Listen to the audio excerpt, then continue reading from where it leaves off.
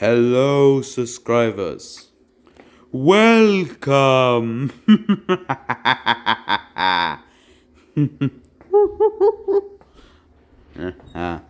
So, you're beginning to wonder why. Where are we?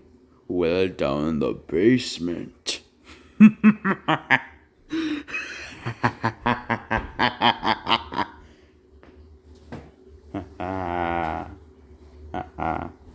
Well, that's standard here. Hello. Welcome again. Indeed.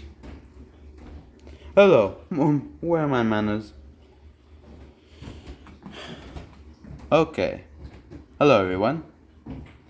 Okay, for today's episode, for my video, it's in episode 1.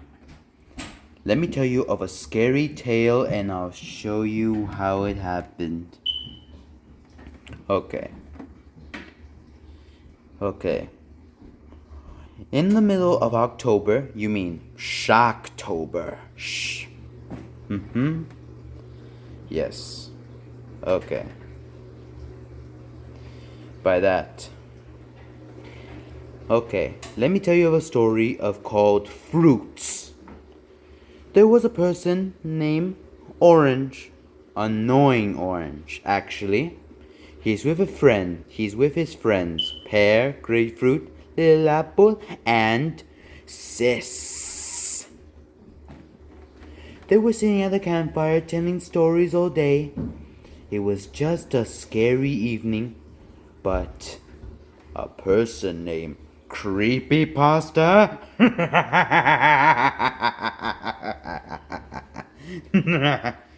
well, okay. Let me show you of episode 1 I am about to show you on my video channel. Okay. They were sitting at their campfire doing their business. Enjoy. Now, please enjoy. While the lightning is still flashing. It was at that very moment that Orange realized he'd been eating a dirty gym sock the entire time. Ew! Was I over here, someone telling creepypasta? No, Bear was just telling an actual story about me.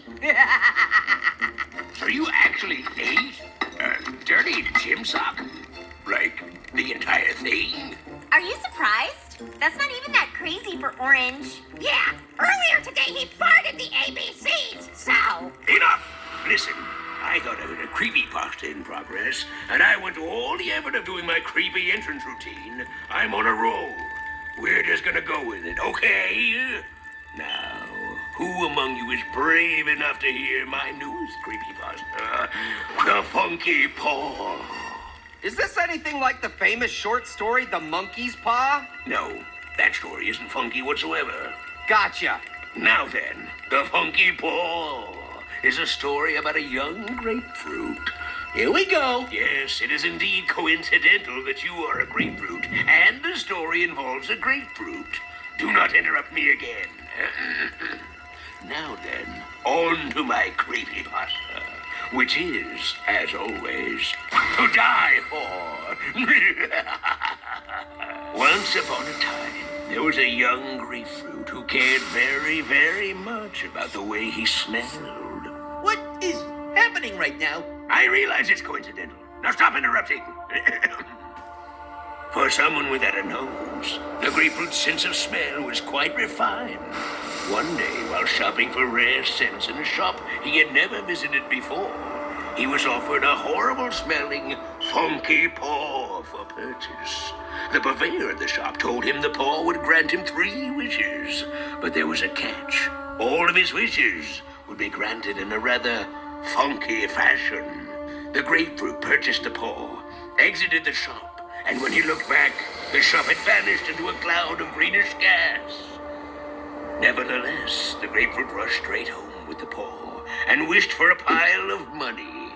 It instantly appeared. The young grapefruit was overjoyed to find the paw worked. However, The pile of cash smelled rather funky. So funky, in fact, that no one would accept it as payment. No matter how much the grapefruit offered to pay, no one wanted his stinky money. And so, the grapefruit was left with a smelly pile of cash that was utterly worthless. The grapefruit decided to make his second wish, that the woman of his dreams would fall madly in love with him. Again, the wish came true immediately. She loved him dearly and could not be convinced otherwise, no matter what.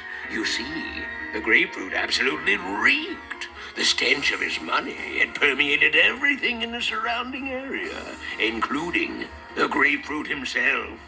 No matter how many times he bathed or tried to hide it with his ridiculous collection of body sprays, the grapefruit stank to high heaven. But his love was not deterred and remained entranced by him, even though she vomited whenever he came near. Eventually, the grapefruit was at the end of his rope. He was penniless, he smelled awful, and the love of his life was vomiting far too frequently for his liking. I wish for the smell to go away, he thought to himself, before he realized he still had one wish remaining. Why, he could simply wish the smell away. And so the grapefruit took up the paw and began uttering his wish aloud, saying, "I wish for the smell." But then, in the middle of his sentence, he caught a whiff of himself and vomited uncontrollably. And unfortunately for him, the paw heard his request. He had wished for the smell, and that's precisely what he got. From that day forward, the funky stench spread across the land, causing everyone who smelled it to bark loudly and comedically. The smell was so horrid that some people even barked themselves to death, and the stench of their decaying bodies somehow made the stench even worse. Everyone knew it was the grapefruit who had brought the funky curse upon them, but they did not seek retribution. To kill the grapefruit would be too kind. The true punishment was to allow him to live alongside his vomit-happy true love and his funky-smelling cash every day for the rest of his natural life. The end. Now that's a creepypasta that passed the sniff test. Guys, where's Grapefruit? Oh, I believe he went to change the radiator hose on his riding lawnmower. Yes. Checks out. I believe it. Man, that was a really good creepypasta. The way you described the smell, I could practically smell it. Actually, that wasn't the story. It was me. Orange! What? I can't help it. I ate a gym sock.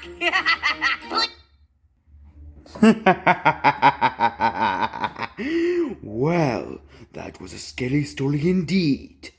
So what happened? Where did Grapefruit go? We'll find out soon enough. Oh, we'll. Alright, let me show you my shadow. Okay. Bebe, what's gonna happen next? So, make sure you like or dislike, subscribe and hit that notification bell, and make sure what happens again and what happened. So, into my video of episode 2, it will come. Indeed. So make sure to subscribe us.